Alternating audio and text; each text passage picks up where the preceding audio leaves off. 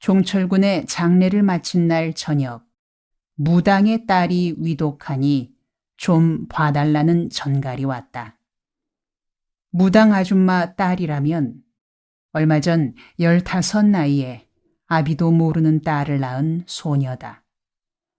소녀 엄마가 무엇이 잘못되었다는 것인지 궁금한 마음으로 가보았더니 이미 시기를 놓친 것 같았다. 눈두덩에 거무스레한 죽음의 그늘이 깃들여 있었다. 빈민초는 각종 병의 유엔본부인가 별스러운 병도 다 있었다. 소녀 엄마의 병은 피부병인 것 같은데 증세가 유별났다. 살갗이 닿는 자리마다 야구공같이 동그랗게 패어 들어가고 있었다.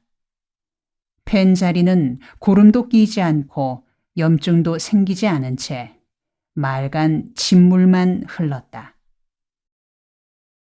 나는 그녀의 어머니에게 화난 목소리로 물었다. 어떻게 이렇게나 심하게 내버려뒀습니까? 산후에 저런 증세가 나타났는데 별일 없으려니 하고 그냥 두었더니 갑자기 심해지는구먼요. 왜 지금까지 그냥 두었다가 이제서 알린 겁니까?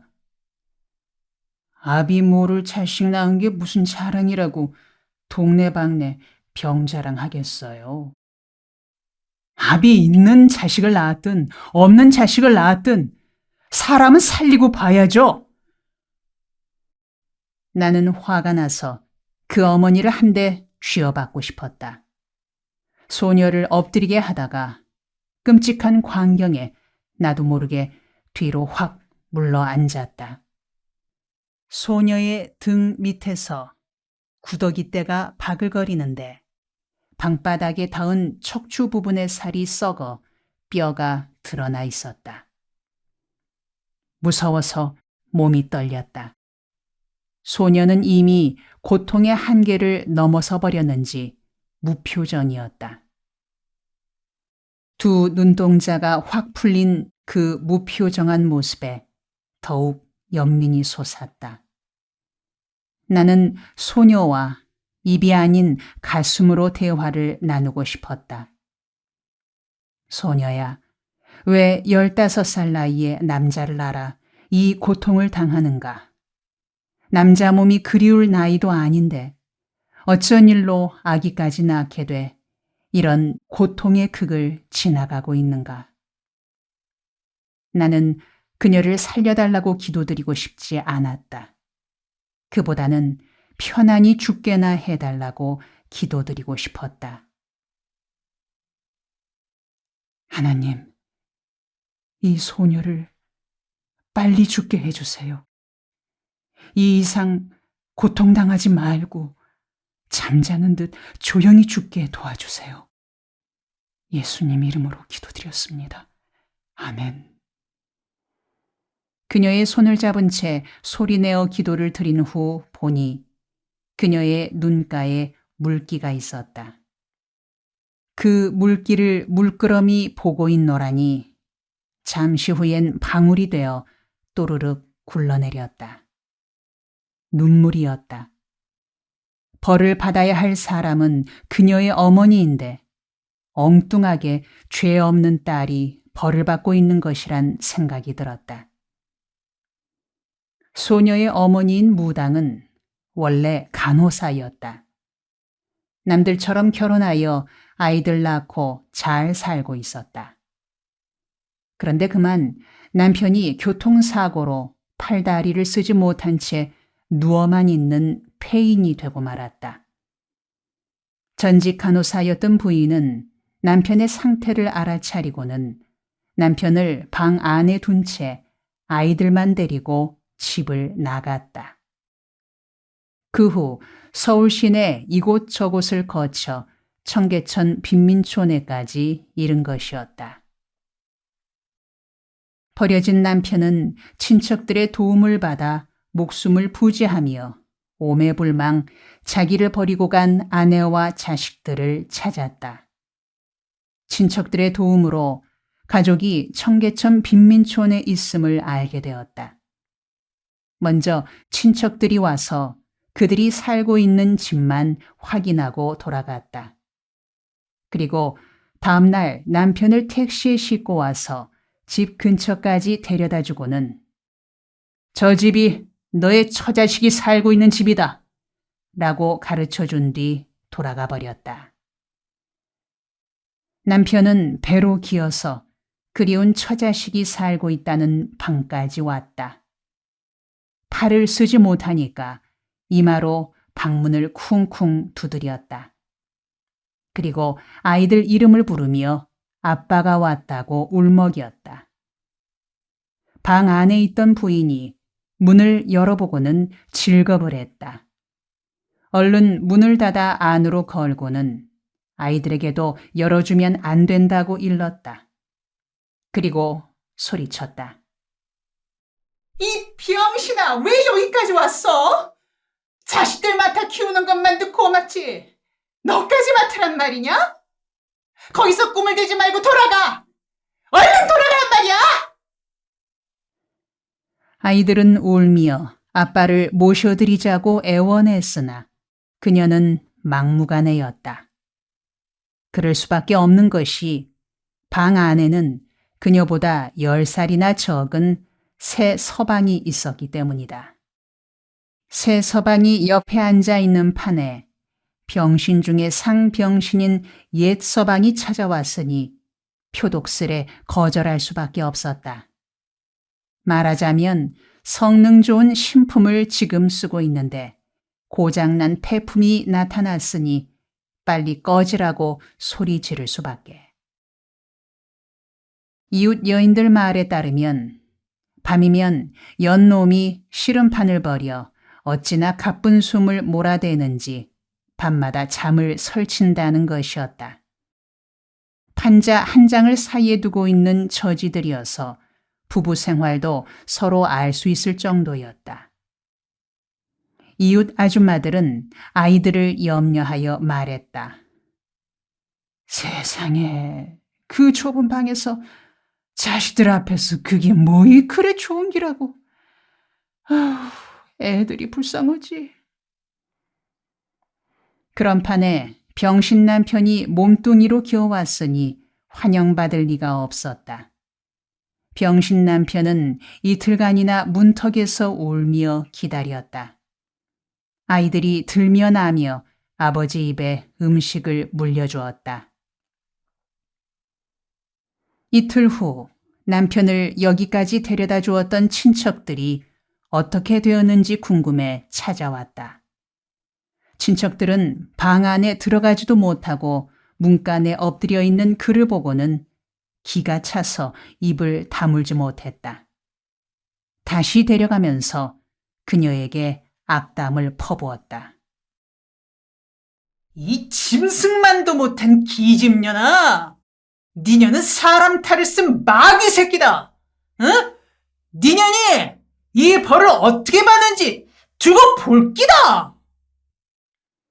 그런 일이 있은 지 달포쯤 지나 부인이 중병에 걸려 죽게 됐다는 소문이 동네에 퍼졌다.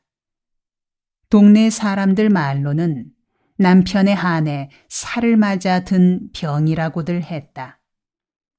교인들도 예배가 끝나면 그 여자 이야기를 하곤 했다. 여자가 한을 품으면 5, 6월에 서리가 내린다지만 남자가 한을 품으면 5, 6월에 동상 걸린다고 했는데 그렇게도 몹쓸 짓을 하고 무사할 리 있겠냐? 얼마 후 부인은 병에서 회복되는가 싶더니 엉뚱하게 무당으로 변신했다. 병중에 고열에 들떠 무엇이 보인다느니 신의 계시가 내렸다느니 극락에서 자신을 초청했다느니 소리 지르더니 그 후에는 족집게 귀신이 자기를 인도한다면서 무당업을 개업했다. 무슨 일이든 족집게같이 알아맞힌다며 자신을 족집게 무당이라고 선전하면서 구슬하러 다녔다. 그런데 병에서 회복된 무당은 무슨 병을 어떻게 알았던지 성하던 다리를 절름절름 절게 되었다. 요즘 말로 표현하면 디스코 걸음이었다. 그러던 차에 딸마저 몹쓸 병을 얻게 된 것이다. 들리는 말로는 아이 아버지는 바로 그 어머니가 밤마다 안고 뒹굴어 이웃의 수면장애를 일으키게 한 정부라는 소문이었다. 그 환장한 녀석이 무당이 푸닥거리하러 나간 사이에 어린 딸을 집적거려 임신시켰다는 것이었다. 소녀가 몹쓸 병에 걸린 것도 그 녀석 탓이라고들 수군댔다. 출산한 지 며칠 지나지도 않았는데 그 환장한 녀석이 다시 올라타서 출산 때 생긴 상처에 균이 들어가 걸린 병이라는 것이었다. 확인할 길도 없는 떠도는 이야기들이었다. 나는 그 사내가 어떤 상판을 하고 있을까 궁금했다. 그 집에 두 번째로 갔을 때 환자 방에 그가 앉아 있었다. 마치 하마같이 미련스레 생긴 녀석이 숨소리는 높아서 그냥 앉아 있을 때에도 씩씩거리는 소리가 들리는 듯했다. 나는 그 녀석이 미운 생각이 들어 욕을 해주고 싶은 것을 간신히 참았다. 그런 터에 그가 담배를 피워 물기에 그걸 핑계로 욕하고 싶은 마음을 다소나마 풀 수 있었다. 여보, 환자 앞에서 무슨 짓이오? 담뱃불 끄시오. 사람이 어째 그리 상식이 없소. 날카로운 목소리로 말하며 인상을 썼더니 그는 머쓱한 듯 담뱃불을 껐다. 나는 계속 그를 째려보았다. 그는 눈길을 둘 때가 마땅치 않은 듯 두리번거리더니 천장을 한참이나 쳐다보고 있다가 나가버렸다. 나는 그 어머니에게 환자를 병원에 입원시키고 싶으니 준비하라고 일렀다. 무당은 고분고분했다. 병원에 가봐야 희망도 없을 텐데 수고만 하는 게 아니겠느냐고 공손히 말했다. 좀 더 깨끗한 곳에서 죽게 해주고 싶어서 그럽니다. 거친 말투로 대답해주자 무당 엄마는 고개를 돌린 채 끄덕끄덕했다. 나는 소녀를 택시에 싣고 남부 시립병원으로 갔다. 택시 안에서 소녀의 손을 잡은 채 기도했다. 주님, 입원시킬 방을 꼭 하나 마련해 주십시오. 이 불쌍한 영혼이 어둡고 더러운 방에서 숨을 거두게 하고 싶지 않습니다. 좁은 방이라도 좋으니 깨끗한 침대에 흰 시트와 포근한 베개가 있는 입원실 하나만 허락해 주십시오. 남부시립병원에서는 입원시킬 방도 없으려니와 입원실이 있다 해도 그럴 필요가 없다고 했다. 입원시킬 때가 지났다는 것이다. 나는 안면이 있는 의사를 붙잡고 통사정을 했다. 제발 침대 하나만 내주십시오. 너무 불쌍한 아가씨여서 죽을 때나마 편히 보내고 싶어서 그럽니다. 의사도 동정심이 생겼던지 방도를 찾아보겠다고 했다. 복도에서 3시간을 기다린 후 입원이 허락됐다. 어머니를 옆에 있으라 이르고는 동네로 돌아왔다. 그날은 초저녁부터 소나기가 내렸다. 잠자리에 들어서도 나는 루핑 지붕을 거세게 두드리는 빗소리를 들으며 잠을 이루지 못했다. 그 소녀에게 아무것도 해줄 수 없는 나 자신에 대해 무력함을 느끼며 엎치락 뒤치락 했다. 다음 날 새벽 기도회를 인도하고 나서 최군과 함께 넉마주일을 나갔다. 이른 아침 얼른 두어 망태를 줍고 병원에 들러볼 생각이었다. 뚝섬 경마장 뒤편에 있는 넉마주의 센터로 가려면 청계천 뚝방으로 내려가 시내에서 워커힐 쪽으로 뻗은 도로를 가로질러 가야 했다. 그날 새벽 그 도로를 막 건너는데 가로등 밑에 보퉁이 하나가 떨어져 있었다. 나는 밤사이에 누군가가 흘린 것이려니 하고 최군에게 일렀다. 이 사람아, 저 가로등 밑에 뭔 보퉁이가 보이는데 자네 무슨 보퉁인가 한번 살펴보게나. 혹시 귀중품이면 주인 찾아줘야 할 거 아닌가? 최군은 가로등 불빛 아래에서 보퉁이를 펼쳐보더니 갑자기 소리를 질렀다. 이야! 이거 돈이다, 돈! 기똥차구만요! 이야, 나다! 발달 폈다! 그러면서 그는 넉마주의 망태를 벗어던져버리고 집게마저 휘휘 휘두르다가 멀리 팽개쳐버리고는 돈 보퉁이를 들고 뛰기 시작했다. 나는 어안이 벙벙하여 그의 등을 향해 소리질렀다. 아니, 이 사람아! 어디 가는 게야? 그러나 그의 귀에 들리지 않는 모양이었다. 그 보퉁이를 보기는 내가 먼저 보았는데 그가 혼자 가지고 뛰는 것이었다. 나는 그가 시야에서 사라질 때까지 한참 바라보고 있다가 혼자 일터로 갔다. 손수레 하나만큼 넉마줍기를 끝내고 병원으로 갔다. 가는 길에 소녀를 위해 장미 한 송이와 사탕 한 봉지 그리고 오렌지 주스를 샀다. 병실로 들어가니 그녀가 누웠던 자리에는 이미 다른 환자가 누워 있었다. 간호원에게 물었더니 새벽녘에 죽어서 시체실로 갔노라고 했다. 시체실로 가서 흰 천이 덮여 있는 그녀의 머리맡에 장미꽃과 알사탕을 놓아주고는 장례 준비를 서둘렀다. 다음 날도 비는 그치지 않고 여전히 내렸다. 빗속에 벽제 화장터로 가서 화장을 했다. 한 줌 잿봉지를 들고 돌아오는 길은 지치고 허전하여 온 세상이 뿌옇게 보였다. 옆구리에 큰 구멍이 뚫려 맞바람이 바로 통하는 것만 같았다. 소녀의 삶과 죽음은 생각하면 생각할수록 애달팠다. 왜 와서 진창을 헤매다가 하늘 품은 채 저승으로 갔을까? 바람소리는 하늘 품은 소녀의 울음소리처럼 들렸고 발에 밟히는 풀잎 하나에도 그 혼의 아픔이 깃들여 있는 듯했다.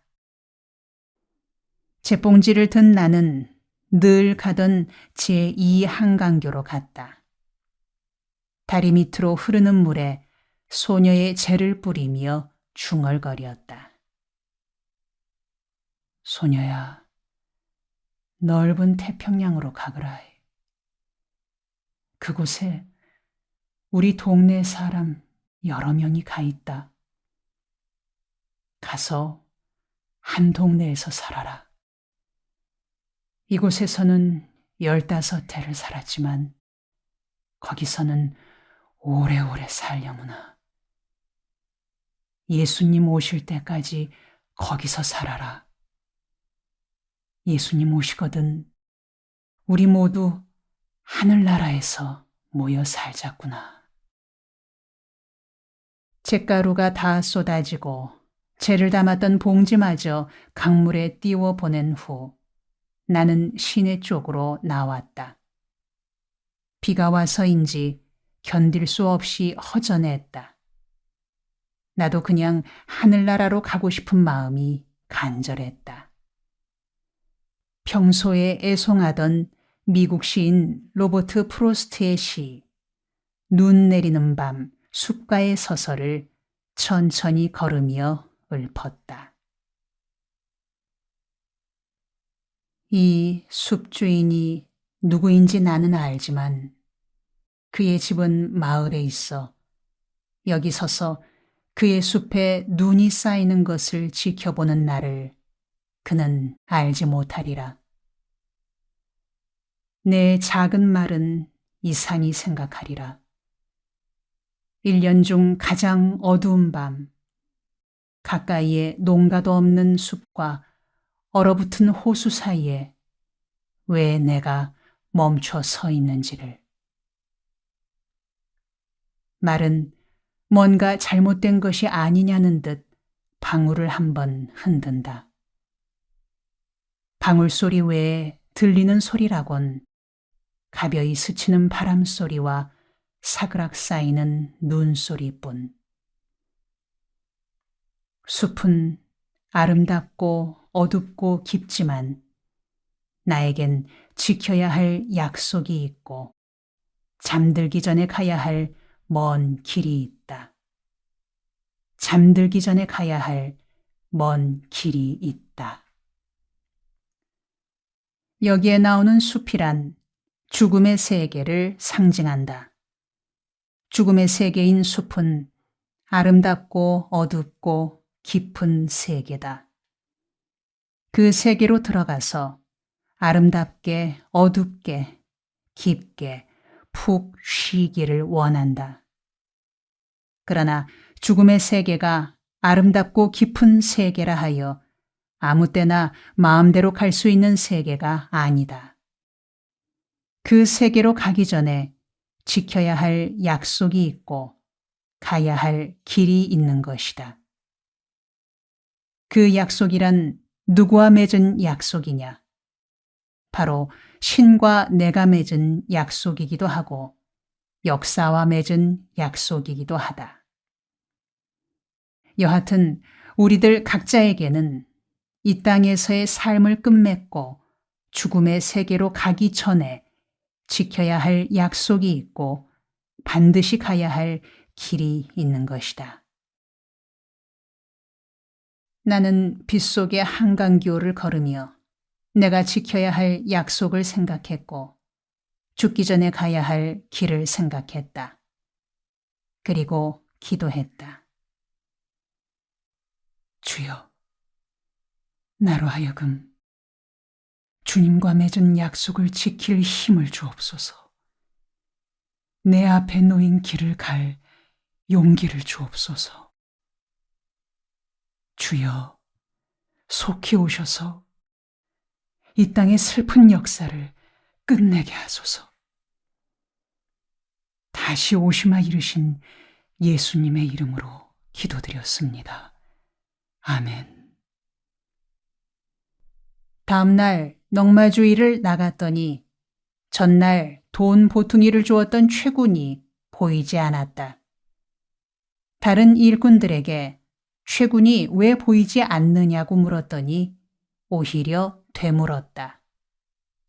아니, 아직 그 친구 소식 못 들었나요? 그 녀석에게 뭔 일이 일어났는가? 좋은 일인가 나쁜 일인가? 글쎄요. 좋은 일이라 얘기해야 할까요? 그 친구가 횡재를 해서 돈벼락을 맞았대요. 그런데 돈을 보고 환장해버려서 맛이 좀 갔다나 봐요. 아니, 맛이 가다니 어떻게 된 거요? 종일 술만 먹고 사방에 돈을 뿌리고 하더니 취한 김에 급기야 어느 술집에다 돈 보퉁이를 놔두고 나온 모양이에요. 그 때문에 행패를 부리고 경찰서에 갔다가 이내 훈방으로 나왔는데 경찰서에서 나오자마자 내 돈 아이고 아까워라 하고 입맛을 쩝쩝 다시며 다닌다는군요. 그 돈으로 술 먹고 노는 데만 써버린 모양이구만. 그는 그 길로 마음을 잡지 못하고 나쁜 길로 나가더니 끝내는 감옥을 드나드는 단골로 전락했다. 나는 돈에는 이상한 마력이 있다는 생각이 들었다. 최군의 경우가 바로 그러했다. 어떻게 해서 그 전봇대 아래에 돈이 있게 되었는지는 모르지만 그 돈을 주었기 때문에 한 젊은이가 나락으로 떨어진 것이다. 준비되지 않은 사람에게 돈이 주어지는 것은 그의 삶을 파괴시키는 재난이 된다. 우리들에게 유익할 수 있는 돈은 자신이 땀 흘려번 돈일 경우다. 최군은 그렇지 못한 돈을 얻었기에 자신을 파괴시키고 만 것이다.